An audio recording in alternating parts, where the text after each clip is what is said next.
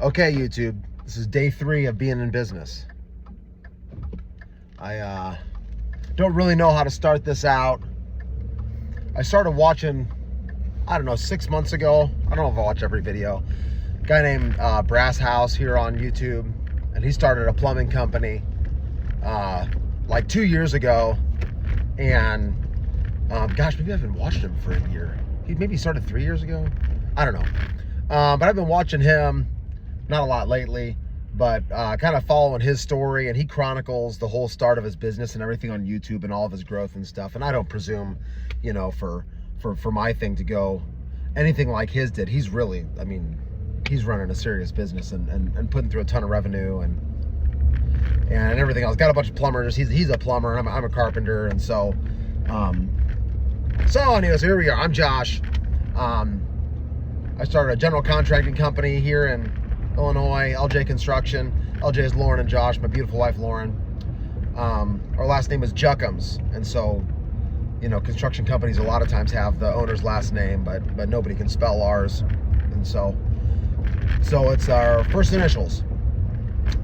So we're on day 3 of being in business. We started a basement. I say we is really just me.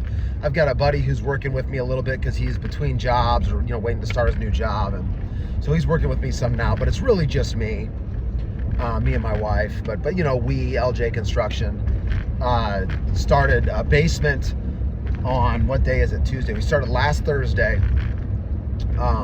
Worked on it Thursday and Friday, and then we're starting another basement today, and got like 3 other jobs on the books. I'm booked. It's January. What day is it? January 6th, and I'm booked through maybe the end of February. And I am on my way out at my day job. So I work at a grain elevator here locally, and my boss graciously allowed me to work 3 days a week this spring. So I'm 3 days a week there and 3 days a week on my own, doing this construction stuff. So I don't know if I'll post pictures of work. Maybe I will, videos of work. Maybe I'll quit doing this altogether. Maybe this will be the one and only video I ever make.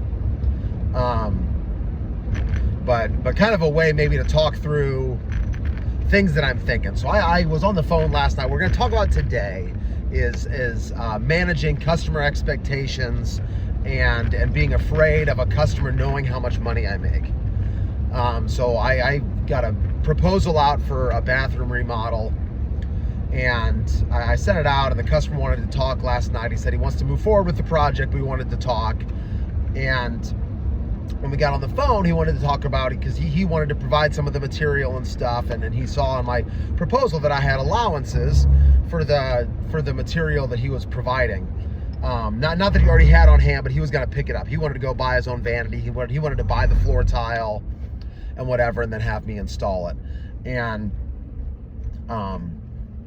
And I said, you know, that's fine. That doesn't bother me. A lot of contractors, I think, don't allow that, you know, and they say it's because of quality control stuff, or you're going to buy the wrong thing, or this or that. And I just don't get that.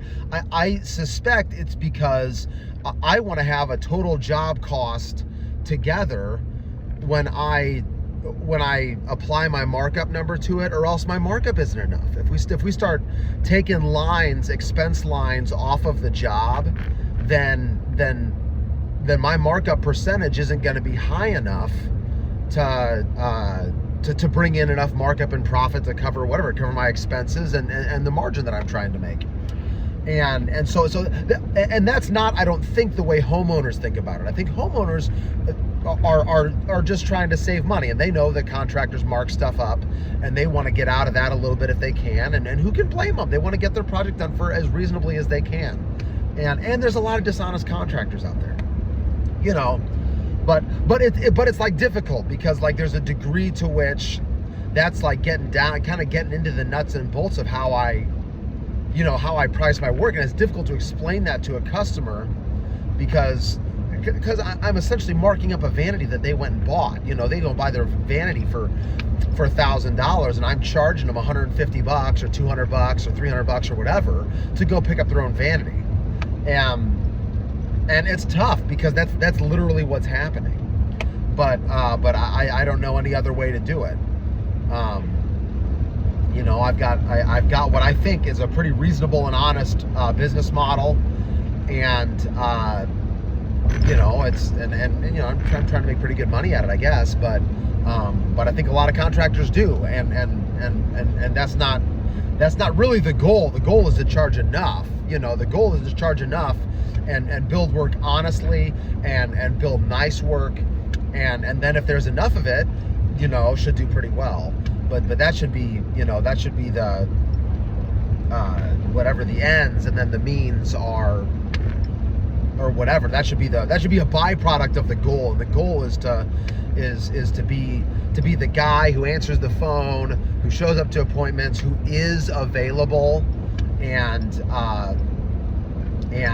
you know, and to not lie to people, not to you know, oversell what I'm capable of doing.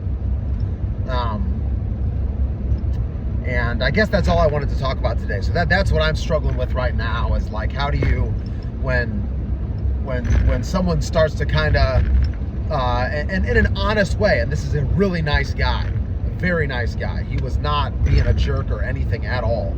But when somebody kind of starts to take apart your estimate and try to figure out where the money is, you know, to try to save a little bit, because why wouldn't they?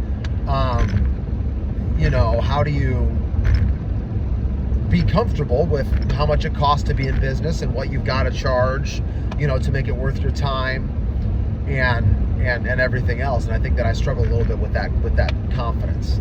I've never run a business. I've always had jobs, and I've had pretty good jobs, you know, but you know, if you're running a business, there's gotta be more money coming in. Anyway, I don't know. That's enough.